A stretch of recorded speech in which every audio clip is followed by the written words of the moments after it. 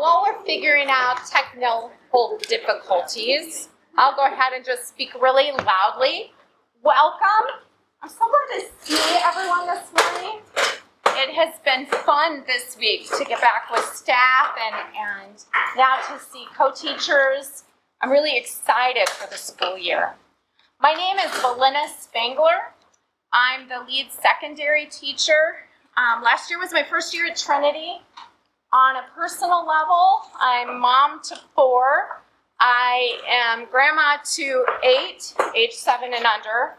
And I'm wife to Bob for 34 years.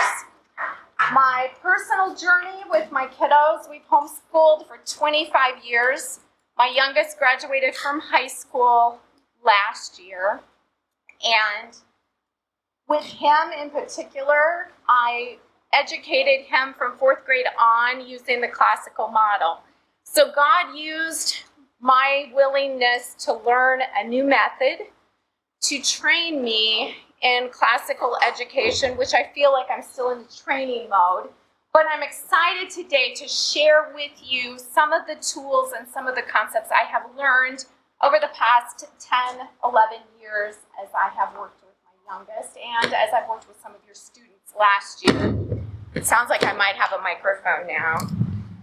All right. Yes, we do. Yay. So today, my job is to talk to you about classical education. And that was my job last year. And some of my talk is the same. The handouts are very similar if you remember them from last year, but repetition is a good thing.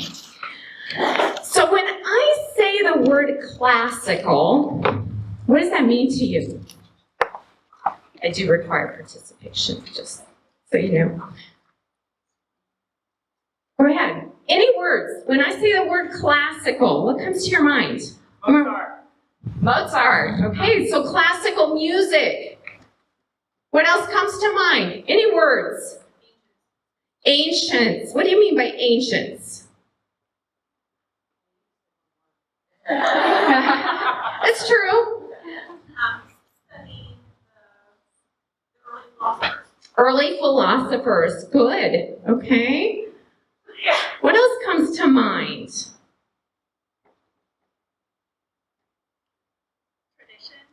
Traditions. Oh, good word.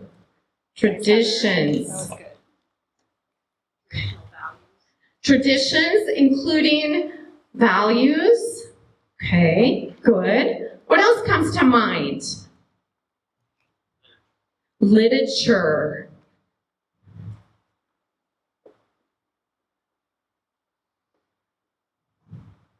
Okay, we haven't put up education per se, have we? Okay, it's not the first thing that comes to mind when we think of that word classical.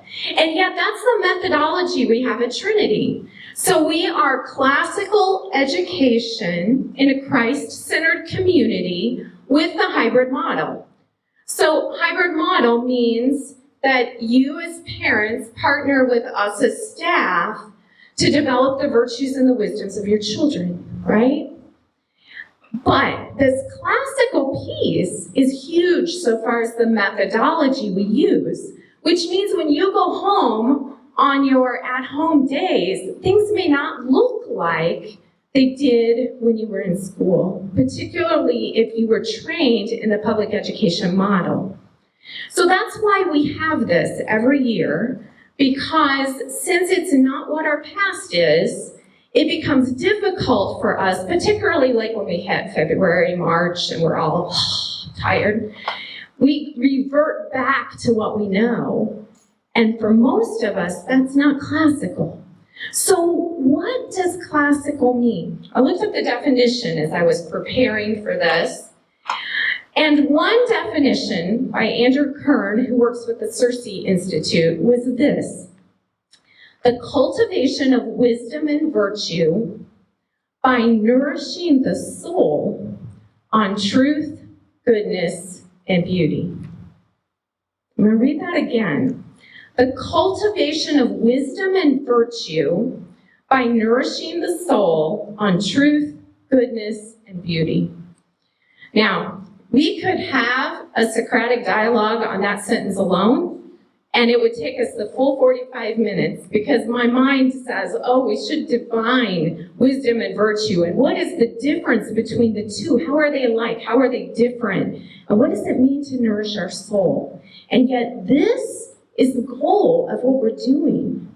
Our goal is to not produce thin souls who are smart academically, but to nourish that God-given soul by pointing them to truth and to goodness and to beauty.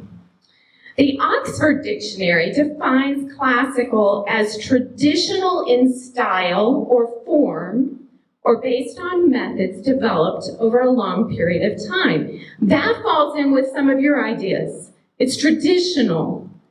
It has things that were from the past, that have stood the test of time, literature, musical works.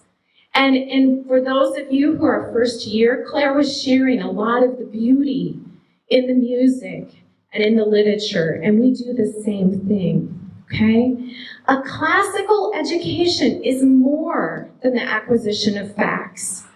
Classical education helps us integrate ideas while we're nurturing the souls of our children, okay? So, look at page 1 of your handout. This is a visual description of classical education, particularly classical education that is God-centered. So you have a wheel there, and God is in the center of the wheel.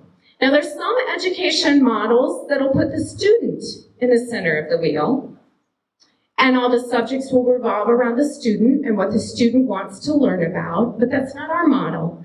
Our model puts God at the center. And if you notice, all the arrows of the subject point to God because we point those subjects back to the Creator, but they also tell us about God. That's why that arrow to the center goes both ways.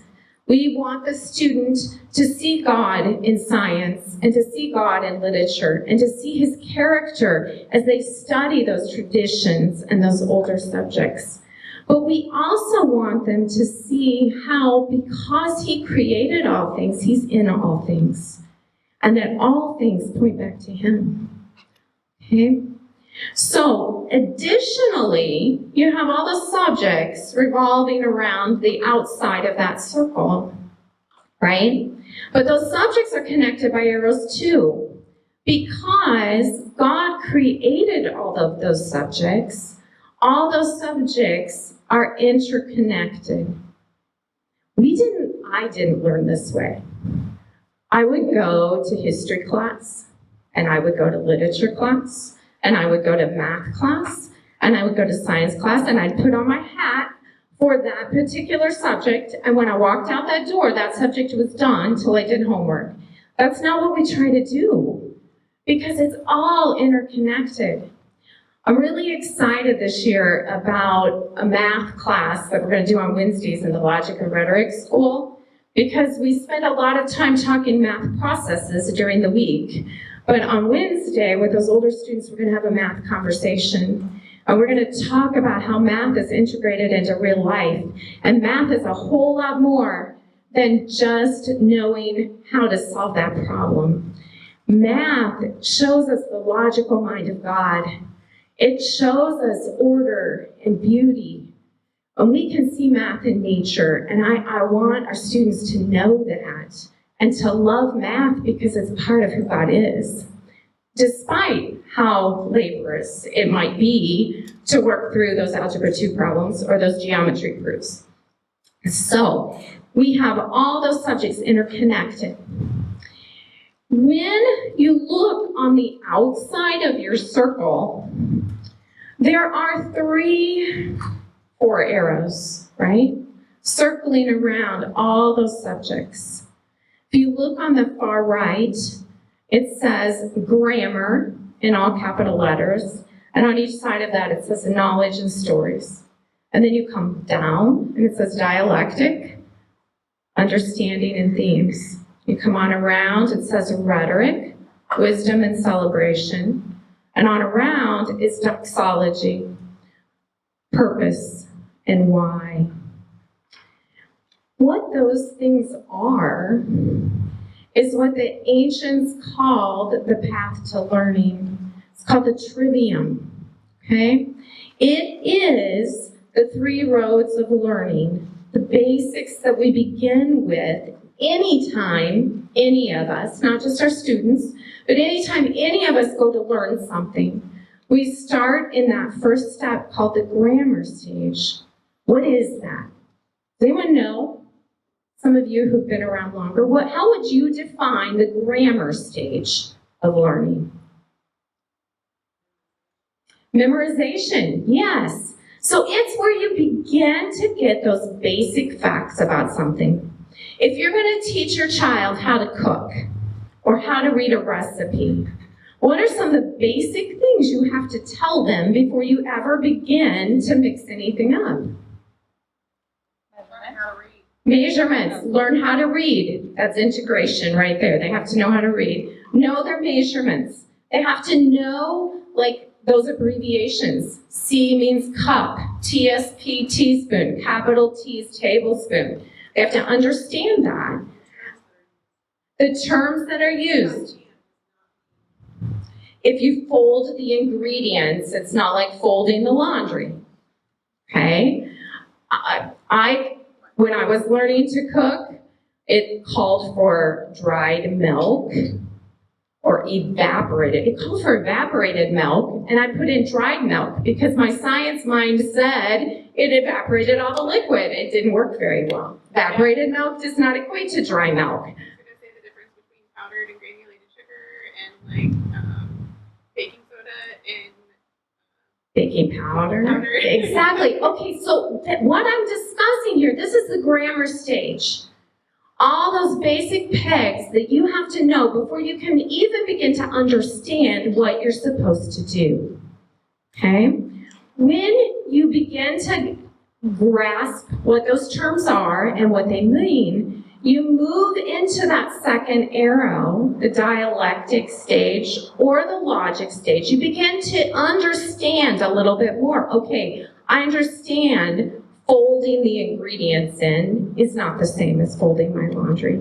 I understand what it means to cream the ingredients, so now I can do it. And then when you move to the rhetorical stage, you can produce something with that knowledge. So the grammar stage is just like your inputs. The dialectic stage is like you're beginning to manipulate those inputs, and the rhetorical stage would be that you were actually producing something. It's like an output. Another way to think about it is that the grammar stage is the fundamental information or rules of each subject. Your logic or dialectic stage is the ordered relationship of those rules. And the rhetorical stage is how to clearly express the grammar and the logic of each subject. Now, we cycle through all of those. Why? For the glory of God. That's what that doxology is. Now, I was looking at this as I was studying for this talk, and you can look at this as a flat wheel, but if you look at it more three-dimensional, it spirals all the way up to God at the top. This is what we do our whole life. We are cycling around, learning about different subjects, learning about our Creator, learning about the attributes, all to the glory of God. It reminded me of C.S. Lewis's in the last battle. He invited them to come deeper in and further up, right? Come in farther and farther. The more we know, the more we learn, the more we understand who God is, and the more we can bring Him glory. And this is what we're trying to do with our students, right? We're trying to create not just thin soles and a flat surface, but a three-dimensional where they can apply all this information to the glory of God, our Creator. Okay, so now I want to get a little more practical. But I'm going to sidebar for a second. So some of you sitting here are in the grammar stage of understanding classical education, and that's okay.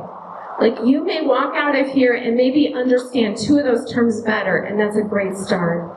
It takes layers and years to begin to be able to even articulate specifically what these steps are. So feel good about whatever information you take away. When we think of our students in that grammar stage, because that's where some of you, how many of you have kiddos at the grammar stage level? A lot.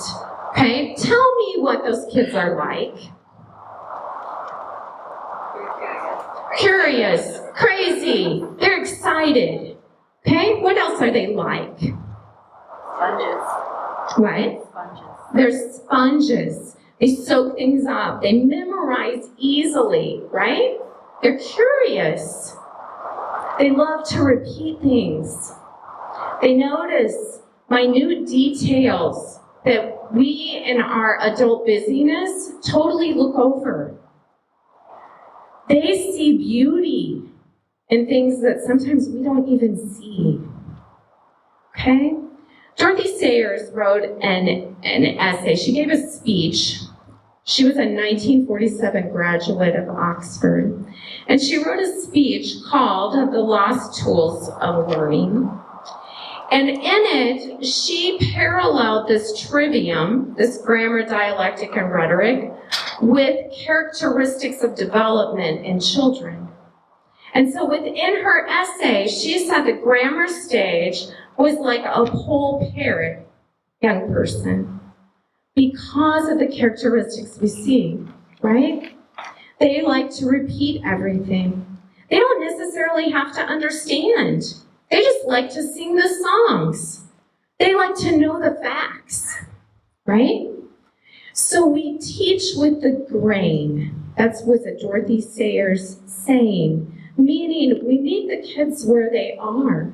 We provide methods that help them learn right where their own development is at. So for those young kiddos who are excited to learn and love to memorize and parrot, we tell them things. We name things. We pay attention to details and we listen to them. We help them memorize. We help them express ideas. We let them tell stories. They narrate things back to you. What I just said spells the word names. N-A-M-E-S. It's a tool in your toolbox if you have young kiddos. You name things, you pay attention to the details, you help them memorize, you help them express what they see, and you let them tell stories. As a co-teacher, what might that look like at home? Think about that just a minute. That might not look like sitting down doing a lot of worksheets, but it required a lot of dialogue and you tell me what you learned. I'm going to help you memorize. Each kiddo, each one of your kiddos, I would guess, memorizes differently. I had some auditory learners and they had to say it out loud or they had to sing it. I had some visual learners that had to look at it or write it. You might have a learner that has to manipulate things with their hands. Let them bounce on a ball if they need to move while they're memorizing. Let them toss the ball back and forth. Let them run back and forth. Let them be kids, but teach with the grain, okay? That's our youngers. Now, when our kids get, let's say 7th, 8th, sometimes 5th, 6th grade, there's a shift. There's a shift in development. There's also a shift in how we need to interact with them. So if we're talking about those middle school kiddos, what are they like? What traits do you see? Stubbornness? Okay. Other traits?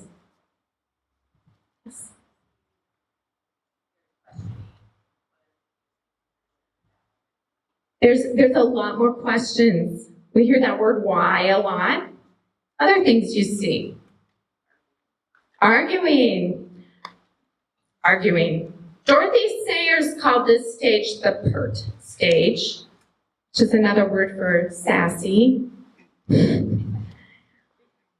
is a developmental shift when you hit those middle school years, and it's not okay to just tell them facts anymore. Because if you just try to tell them all these facts like you did when they were in grammar school, you're going to hit a lot of pushback. Because they're to the point, they're ready to wrestle with those facts and manipulate those facts. They want to understand them in a different way. So your tool in your toolbox has to change. As teachers, our tool has to change, but as parents, your tool needs to change too. Your objective doesn't change, but the tool you use does, because your developmental stage of your child has changed. So at this point, you begin to ask good questions. And it's hard. I've done it wrong as a parent, but when you do it right, it's really beautiful. You ask, well, how would you define that? Sometimes you are arguing or misunderstanding what they thought their definition was as opposed to what you thought it was. So ask a question. Compare things. Ask authority questions. Well, what would the Bible say about this behavior?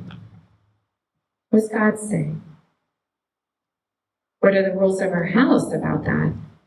Instead of just saying, God says this, ask the question.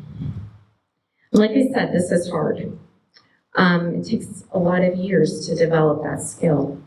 That line of questioning is what we use in the classroom in those logic and rhetoric school years. It's how we discuss the good literature. It's how we discuss history. It's how we discuss science. When you've read a passage, okay, define what this means. Define this person. What did you learn about this person? Does that line up with biblical leadership? Were their actions in line? You ask a lot of good questions.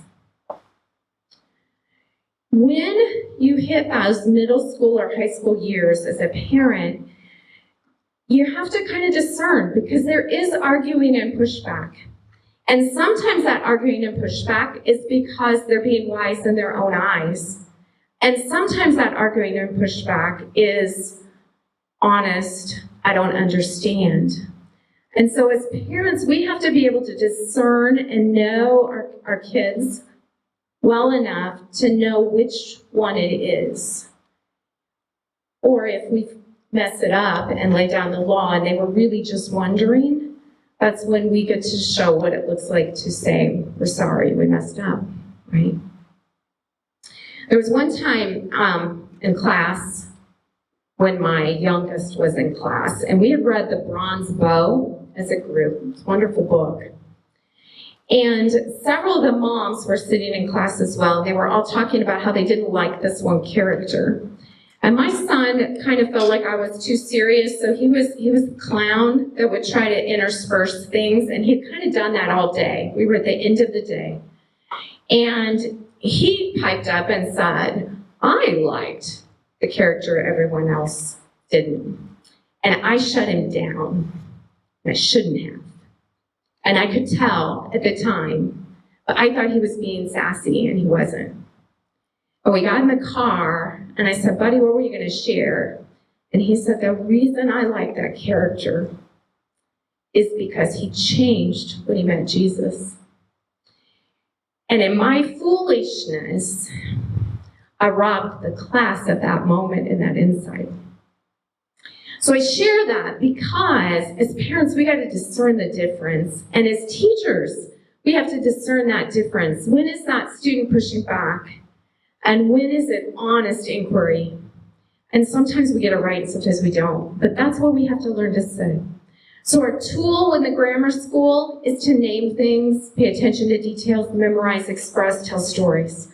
Our tool through that logic and rhetoric school, our tool is to ask good questions. And then those high schoolers, what traits do you see there? Maturity. You see maturity. Independence. They can drive. What else do you see?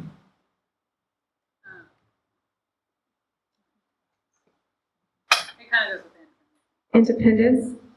They love to share what they know. They really do. And sometimes they share it well, and sometimes it's rough around the edges, right? And so what we do at that rhetorical stage is we are shaping those thoughts. They have memorized, they've got those pegs, they're beginning to understand them, and we teach them how to season their speech with salt. We teach them how to order their ideas. We teach them how to debate, how to have an argument in a respectful fashion. We teach them to look at both sides of those coins, know both sides of the argument, and then you're better able to refute that argument. Our tool there is what you learned when you learned an essay. How to organize your thoughts, invention, how to come up with good ideas.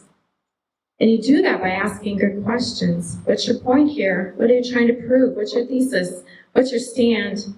How they arrange those thoughts matters. Even in a conversation with their friends, how you arrange your thoughts matter. How you say your thoughts matter.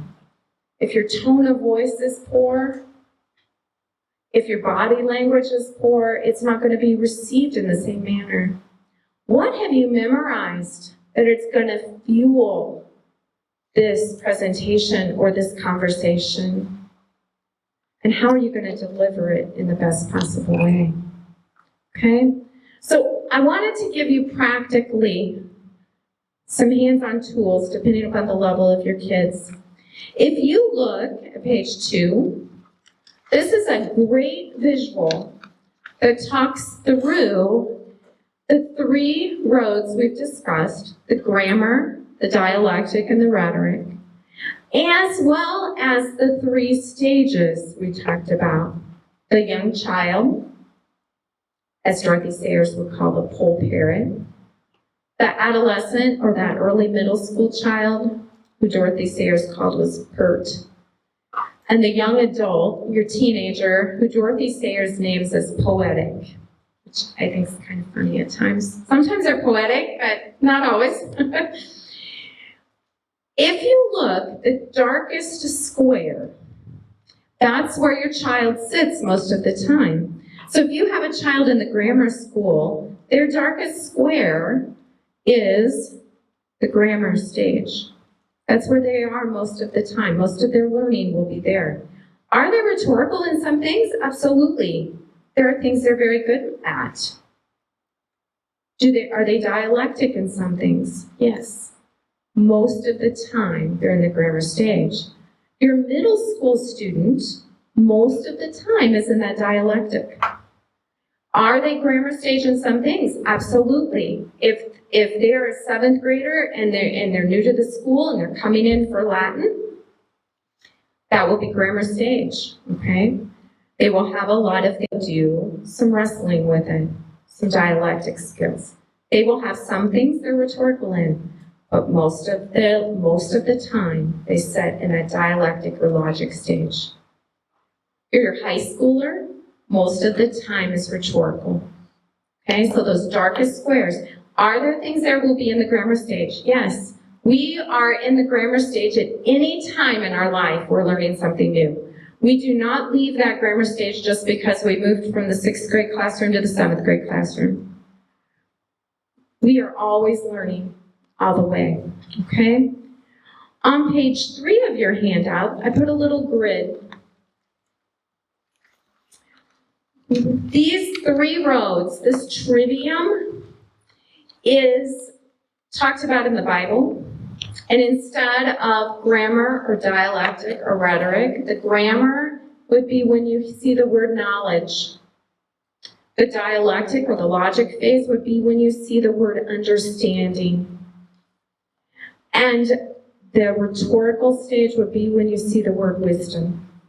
So if you have Proverbs 2:6, like is listed in our mission statement, for the Lord gives wisdom. From his mouth comes knowledge and understanding. So just thinking about that through those three methods of learning totally changes my interpretation of that verse. Wisdom comes from the Lord. And from his mouth comes those basic facts, knowledge, as well as the understanding I need to be wise. The ancient Greeks and Romans called the trivium, the grammar, the dialectic, and the rhetorical. And Dorothy Sayers lined them up with the bull parrot, the pert, and the poetic. So what does this mean when we talk about school? Last thing we're going to do is we're going to work through this classical goal grid. I was going to give you some time, but I think we'll kind of do this together since we got a little bit later start. When you think about a subject area, let's say music, what would you say the grammar stage of music is?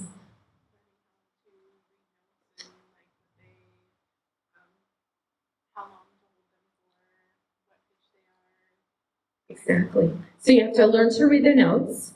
You have to recognize that those notes have different values, so you hold them for different amounts.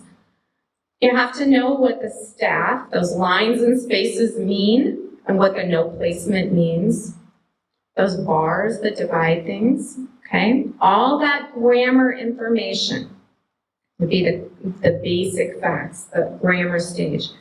What would be the dialectic or the logic stage of music? Beginning to identify the notes on the staff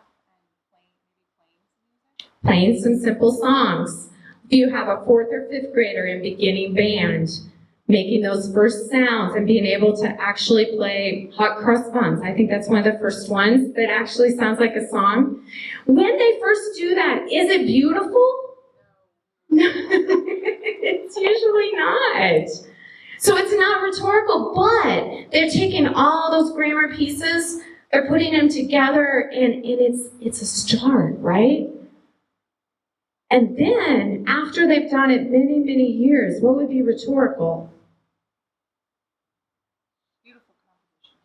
A beautiful composition, hopefully. And does that happen quickly? If you have to play a beautiful musical piece, you don't just do it like this, do you? No, you don't. It takes a lot of time, as does some of the papers and the projects that your students do in high school. Won't happen. You can't pull an all-nighter that last night and expect a beautiful product in the end. Okay, so I think the first thing on your goal grid is Latin. And I did that on purpose because we're revamping Latin just a little bit this year. Okay, so what would be the grammar stage of any foreign language? The letters, the alphabet, the sounds. What else? Memorizing the chants. What types of things are in the chants? verb declensions. Noun declensions and verb conjugations. Even the definition, what is a declension? What is a conjugation? Okay? In the grammar stage, would you necessarily understand what all those things meant? No. And if you have a 3rd through 6th grader, that's what you're going to be doing this year. You're going to be memorizing via some songs, some different activities in your classroom and probably at home, but your student may not know what they mean until they reach that dialectic or logic stage. So what would a foreign language look like in that logic or dialectic stage? Possibly being able to take those charts and use them. Okay? So a noun declension chart. We're going to do some of this in the Latin workshop. So if you have a 3rd to 6th grader this afternoon, we're going to show you some of those charts and then how they'll begin to manipulate them in 7th and 8th grade. In Latin, word order doesn't matter. You have to totally know exactly what those declension charts mean to know the job the noun is performing in the sentence. In our instance, in English, we know the jobs based upon our Shirley grammar question confirmation, as well as their placement. Not true in Latin. Latin, the verb is frequently at the very end of the sentence, and then you have all these nouns with different endings, and you have to figure out what's your subject. It's like a big puzzle. What would be rhetorical in Latin? What would you like your high schoolers to be doing in Latin after they've memorized these pegs and wrestled with them a little bit in 7th and 8th grade? Reading the Bible Vulgate in Latin, understanding it in Latin. Henley, too, they read Caesar's Gallic Wars in Latin. And it's amazing because you can begin to, when you read a person's writing, you can begin to recognize who they were as a person. And you can have some really rich conversations. Okay? Also, and that would be to be able to figure out what an English word means if you know the Latin root. Exactly. Applying those Latin roots and being able to understand English better because of that foreign language. That would be rhetorical in Latin. Excellent. Okay.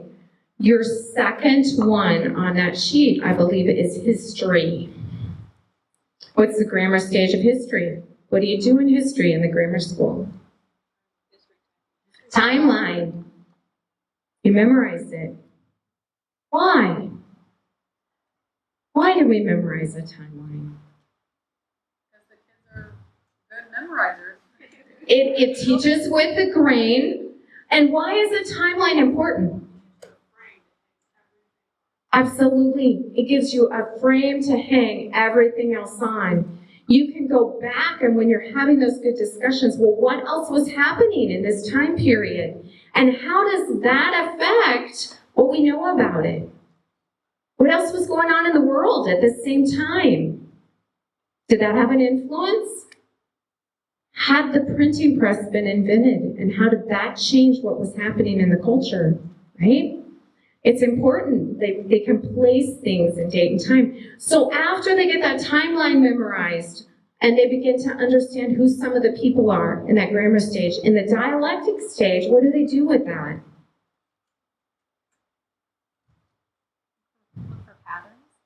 Look for patterns in history. Excellent. What else can you do with that?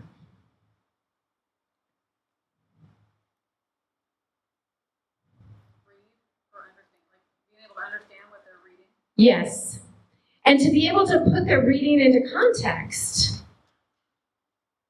So what would be rhetorical in history? Being able to form your own opinion about whatever historical event happened and being able to express maybe your side of it. Okay. Form your own opinion and then express it well. Just being able to talk to others about Being able to talk to others about it.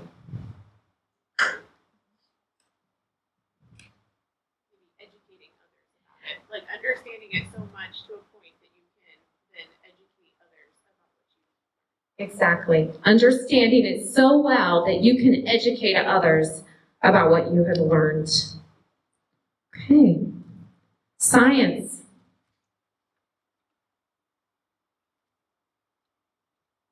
A lot of definitions. There's a lot of definitions. Even when you hit chemistry and biology, you're still memorizing, right?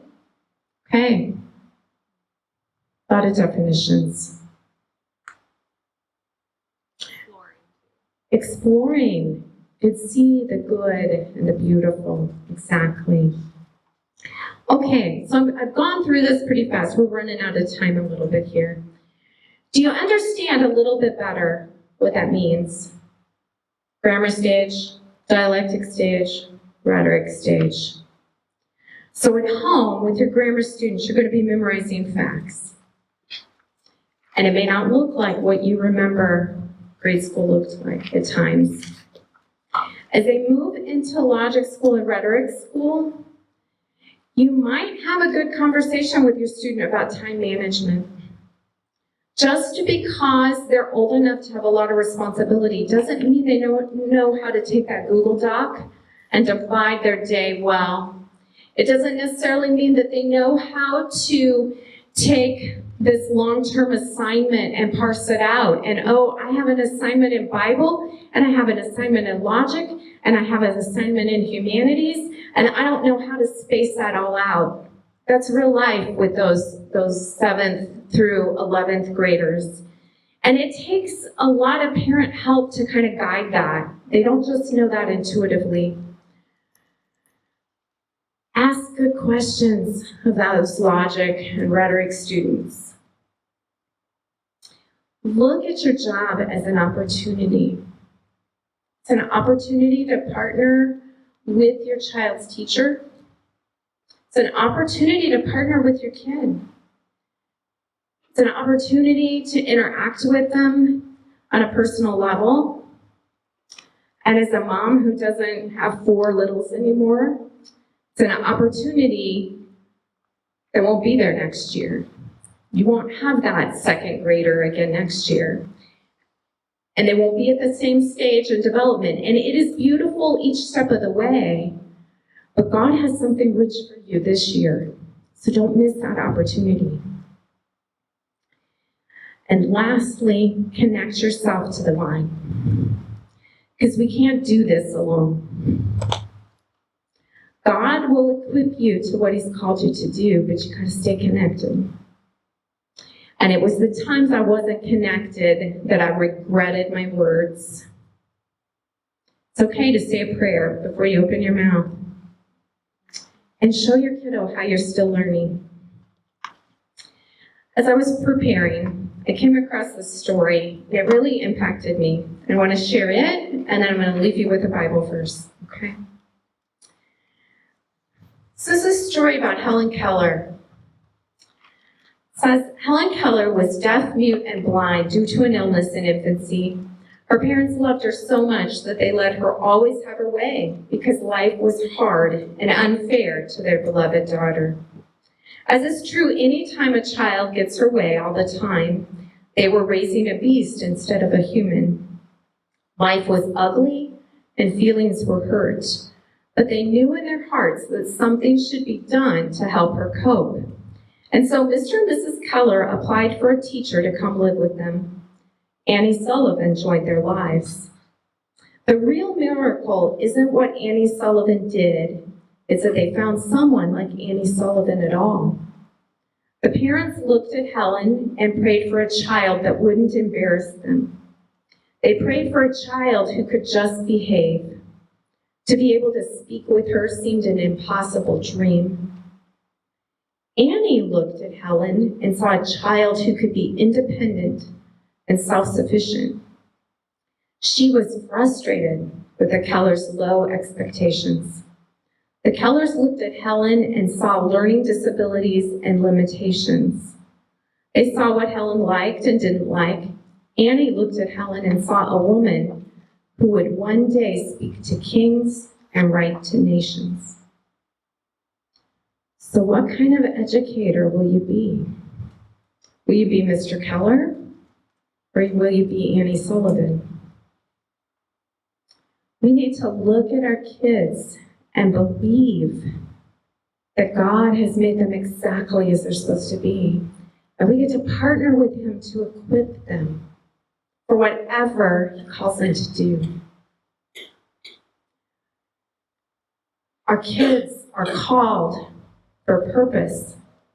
They will do great things for Christ, even if that's only in their homes. And I shouldn't even say only, even if that's in their homes or their churches. And we need to equip them to show the world the fruit of the Spirit. It says in Ephesians 3:20, now to Him who is able to do far more abundantly than all that we ask or think, according to the power at work within us. To Him be the glory in the church and in Christ Jesus throughout all generations, forever and ever. He will do immeasurably more. Just partner with him. Thank you.